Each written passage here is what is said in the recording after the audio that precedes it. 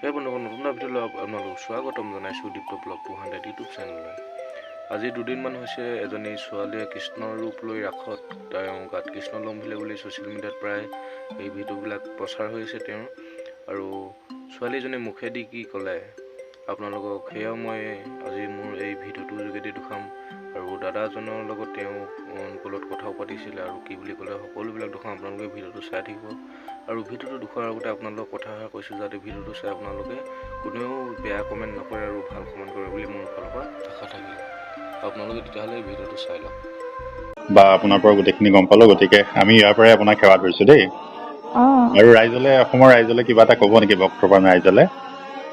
যিহেতু সকলোৱে বাট চাই আছে আপুনি কেনেকুৱা এতিয়া বৰ্তমান? মই এতিয়া ভালে। হয় হয় হয় হয়। বৃহস্পতিবাৰলৈকে মই আছোঁ। হয় হয় হয়। থাকিম। হয়। কাৰোবাৰ যদি মোৰ ওচৰত দৰ্শন কৰিব মন আছে হয়। আহিব। হয়।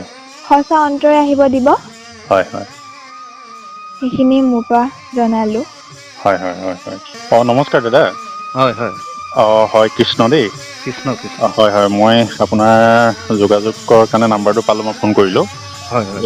মই মানে এতিয়া অসমৰ ৰাইজেতো দেখি আছে যুৱতীগৰাকী যি কৃষ্ণৰ ভাও লৈছিলে ৰাসত, হয় হয় আৰু আমিতো দেখা পালোঁৱে, ছ'চিয়েল মিডিয়াত দেখা পাই আছে।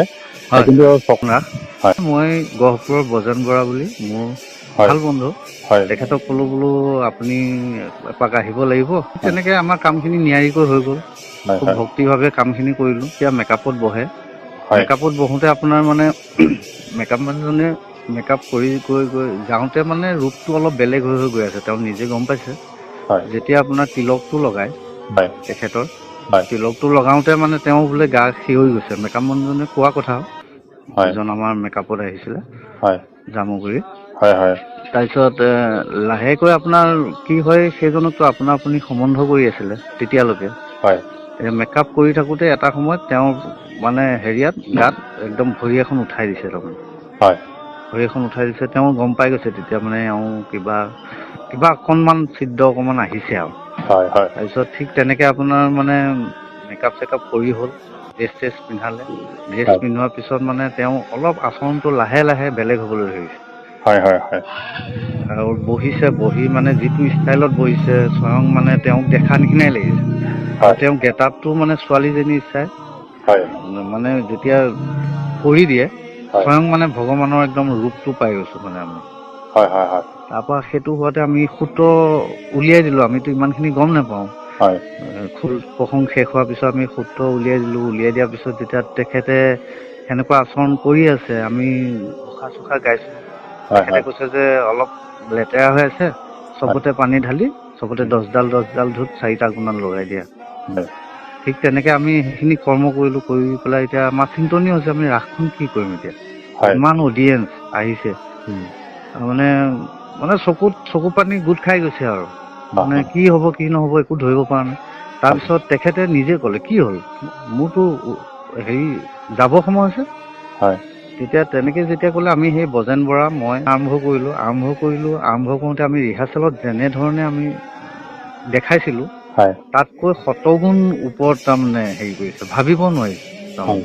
হয় হয় চকুৰ চাৱনি হওক হেৰি হওক, আৰু তেখেতলৈ আমি চাব নোৱাৰোঁ। তাৰমানে কি হয়, এবাৰ চাই তললৈ মূৰ কৰি হেৰি কৰি দিব লাগিব আপোনাৰ।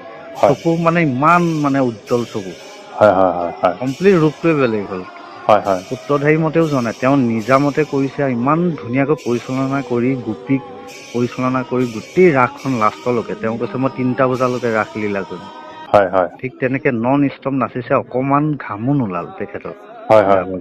হয় তাৰপিছত অসুৰটোক বাৰে বাৰে কয় তই ভয় নকৰিবি, হয় মই তোক নেমাৰোঁ।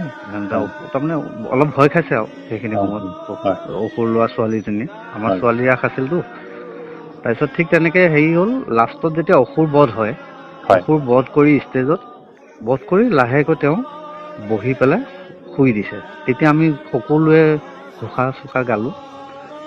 হয় ঘোষা গাই কৰি তেখেতক বহুত সময় ঘোষা গাইছোঁ। তাৰপিছত লাহেকৈ ঠিক হৈছে। আৰু এইখিনিতে মানে বজেন বৰাক তেওঁ কিছুমান দায়িত্ব দিছে আৰু। হয় বজেন বৰাক তেওঁক ক'লে যে এই ড্ৰেছযোৰ তুমি য'ৰ পৰা আনিছা তাত দিব নালাগে, তুমি ৰখাই থবা। এই ড্ৰেছযোৰ আৰু কাকো তুমি নিদিবা, হয় এইযোৰ তোমাৰ নামঘৰৰ মণিকোটত থবা। হয় হয় নিয়ম নীতিখিনিও কৈ দিছে।